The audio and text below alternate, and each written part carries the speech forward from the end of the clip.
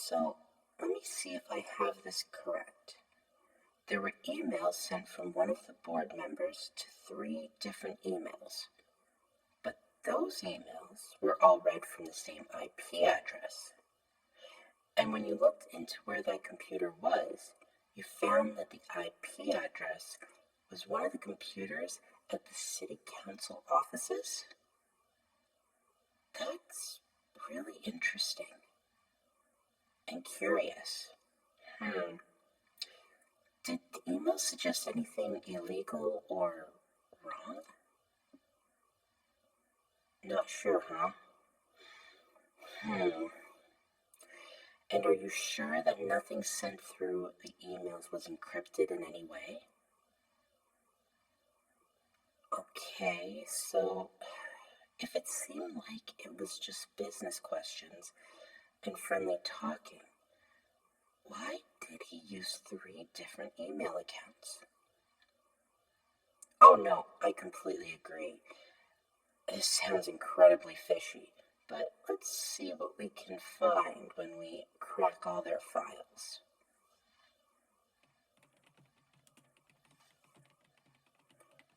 By the way, did you hear the latest on that tech company we hacked? Apparently, they declared bankruptcy this morning.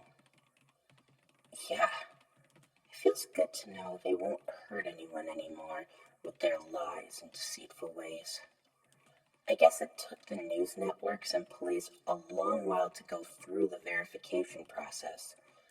According to reports, there may be enough information for an official inquiry into the company's finances.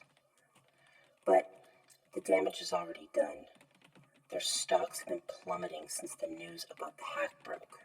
Their customers are more upset at them than before. Well, as far as I'm concerned, I'm glad they're out. Yeah, I know. It's sad that so many lost their jobs. They shouldn't have. I wish the little guy didn't have to get burned when everything else was set on fire, even though it was very much needed. Okay, I'm in. Yeah, it was surprisingly easy, actually. I just used a brute force attack. It took me 5 minutes to gain access? You would think that city council would have some level of cybersecurity beyond password protection. Seriously, I don't even think I need a rootkit. Not much pen testing required here, apparently. It looks like all the computers in the office are on a simple LAN. And I think they're using a bus topology. This should be straightforward to find what we need to know. I agree. They desperately need a stronger firewall. I mean, everything is here. Minutes from their in-camera meetings, the municipal budget, personnel information on employees.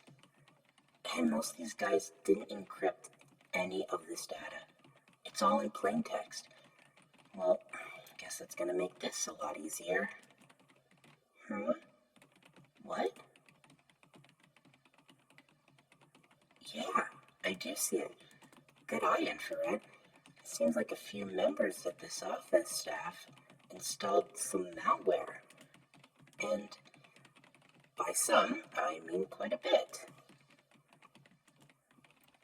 Can I just say, it's so comforting to know that the people in power have such great understanding of cybersecurity and very basic internet safety.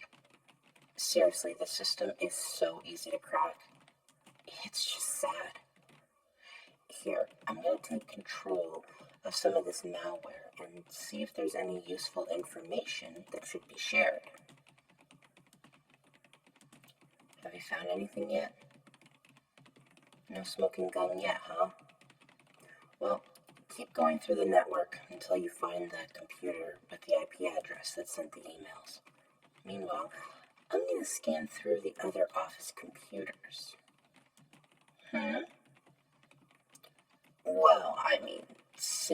already hacked into their system, I thought I'd just poke around for a bit. What? Okay, look, I have vented my frustration multiple times about the city council. I hate it when they push out good ideas that favor the long term and instead make the quick or cheap solution. But the city has changed a lot in the last decade, and there have been rumors floating around for a long time that at least some members of council made some, shall we say, less than legal deals. I just wanted to see if there's any substantiating evidence to them. If they are not doing anything illegal or morally wrong, I won't touch the information, okay? Thank you. Though, I could leave some malware with a message suggesting some good OPSEC options, like adding some KGP or OTR software. Okay, fine. It will just make things that much easier when I have to hack them again for their stupidity. I know, I'll try to be nicer, but it's not that easy. Look, I know I'm overly critical, and I really want to work on that, but I just get frustrated so easily, especially when I see problems that I know are so easily fixable. When people don't do anything because they believe it's too complicated or expensive, I feel like I have to step in and do something. And by do something, I mean forcibly coax people into action. Okay, let's see what we got. Really?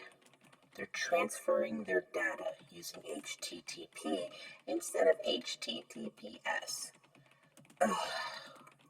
Maybe they should have checked to make sure their communications were secured better. Yeah, maybe next time they'll budget a bit more to their IT department rather than their corporate friends. I found some pretty harsh emails about the Tunnel City. It looks like some of these councilors want to try, again, to undermine it and shut it down.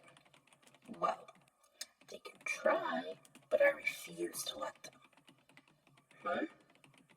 What is it? Oh, yeah, I keep forgetting that you've only lived here for a few months. It's not really a place most people talk about. Or at least self-proclaimed respectable people won't. It's got a bit of a bad reputation over the years, but that's really only a surface-level perspective. No pun intended. Back before all the shiny, bright white offices adorned the streets of the downtown, the area was filled with mom-and-pop shops. Bakeries, cafes, as well as pawn shops and little boutiques. But when the council let the highway through, the downtown started to fail and businesses struggled.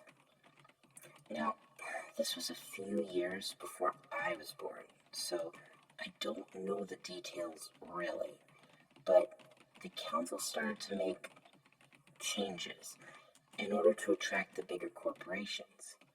They made maintaining a business downtown nearly impossible, and many of the old families who had owned businesses were forced to close down or move elsewhere.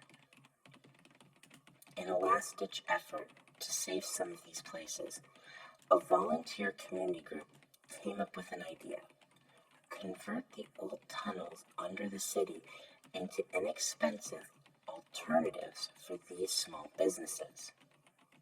Huh? The tunnels. Oh yeah. These tunnels are old. I mean, really old. I think they were used by bootleggers during Prohibition, but they're way older than that. Let's see if I can remember. I think the story goes that when the city was first being designed, the engineers and architects wanted to emulate European cities, including the underground subway system in London. It was ambitious and expensive, so it was never fully completed, but it was at least structurally sound. Hmm? Oh, I'm no history expert or anything. I only know this because I still have my mom's notes on it. She was one of the founding members of that community volunteer organization. She was in charge of the research in order to help make the case for the businesses. Anyway, the volunteer group eventually raised the money themselves, fought tirelessly with the politicians and the lawyers, but eventually they gave in, and thus the Tunnel City was born. They were underfunded from the start and had to fight for every little thing. The other thing was they never said no to a legal business. So, along with all the cafes, salons, and boutiques, also came more, I guess, eccentric and shocking places. The Tunnel City, or as many like to call it, the Blacklight City, became a black mark on the community. For the officials and the big businesses in the downtown, they looked on the place with shame and disgust. And for those relegated to the Tunnel City, they saw it as a place of failure. Some of the, shall we say, more respectable businesses closed, but many stayed and just accepted the craziness. I think it's really cool down there, actually. Everything's fairly affordable, and for the most part, people are very nice and accepting. Basically, the rules down there are simple. Anything goes, provided it's not illegal and no one gets assaulted. Well, I would say no one gets hurt, but there are boxing arenas and wrestling competitions regularly. So, yeah, a few people did get hurt, but technically it's legal, except for the under the table gambling operations, I guess. Okay, so I'm not painting it in the best light, but it's really not a bad place. The ceilings are high, and some of the businesses even have 2 stories. You really don't feel claustrophobic at all. Oh, and the artwork. It's mostly street art, but there are a ton of inspirational sayings and these beautiful murals all over the place. And in the back corners, there's some works from the beginners. Since nobody cares where they paint or what they paint there. And there's street music playing. As soon as you get out of range of one, you stumble on another. You can find anything, and I mean anything, in the stores down there. I'm telling you, it's way better than window shopping on the surface. Yeah, I guess you could say it's like a little art museum. I think it's more of a goth, cyberpunk Burning Man, if that makes sense at all. I frequent the cafes and the bars there every so often. The Wi-Fi signal sucks, but that's probably intentional. But the businesses banded together to pay a company to run fiber optic cable all through there, and they let their customers use it for free. So I go there when I want to change in scenery. I recommend some of the sports bars like The Temptation. They have the best wings I've ever tasted. Oh, and Escape the Deviant has fantastic fish and chips. and plays really great background music too. Hmm? Yeah, maybe you're right. You will see me there. Though, it's not like you would know it's me anyway. You know, you'll see things written on the walls in graffiti. The Chaos City, Forsaken City, the City of Dreamers, the Free City. To the people whose business only survived because of the Tunnel City, for them, it's a sanctuary and a place of hope. And I, for one, won't let this or any other city council do anything to destroy it. Well, I'm sorry, but it's frustrating. For years, the municipality has prioritized the large businesses and trying to bring in some big companies to the city. But then they seem to forget about the community. Where was the council when the downtown businesses were struggling because of the highway? Why didn't they step in for the residents and the small mom and pop shops when the large corporations took them over in the downtown? I get that change happens, but sometimes, is it worth it? What did it really cost?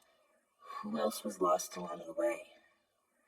It was a vibrant community. Its imperfections were what made it unique. And now, I know, the city officials probably did what they believed was right. But let's just say I lost my faith in people a long time ago. You know, I'm going to add a rat to their network, as well as a rootkit, just in case. Also, I'm taking control of all of this malware and cleaning up this system. This is just stupid. I know. I can't fix everything in the world. But I can protect what I believe is important and keep fighting what is wrong until it's made right. Sorry, have you found the data you were looking for? You think so? Here, send me some of this stuff and I'll see if I can help you look through it. Hold on. Is this the mayor's computer? He has 3 secret emails? Huh? You're right. He does seem pretty chummy with these guys. Let me do a quick search. Okay, so it seems that most of these guys and girls are board members from the big corporations.